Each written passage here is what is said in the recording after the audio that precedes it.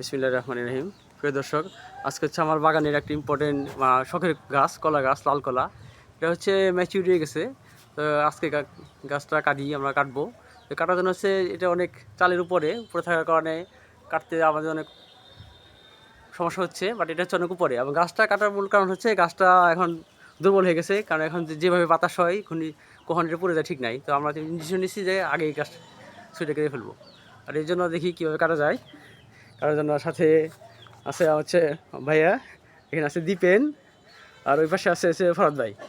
ভাই কীভাবে কাটলে সুবিধা হয়, কারণ পাড়ার বুদ্ধি কেমন সেটা বলেন। ফরহাদ ভাই, কীভাবে কাটলে সুবিধা হবে?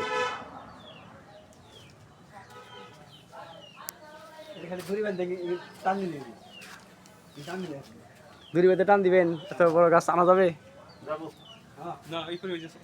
আরেকটা বুদ্ধি করা যায় না, আমরা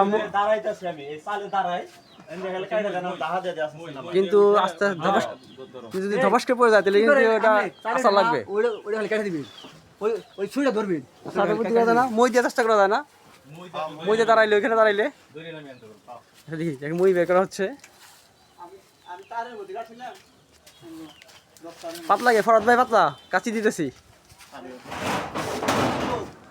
মই সেটা পড়া হইলো, দীপেন উঠবে, দীপেন উঠবে।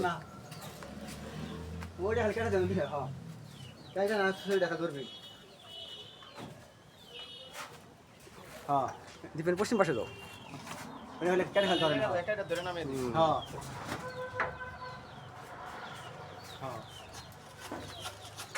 এই বুদ্ধি, সে একটা বুদ্ধি হলো।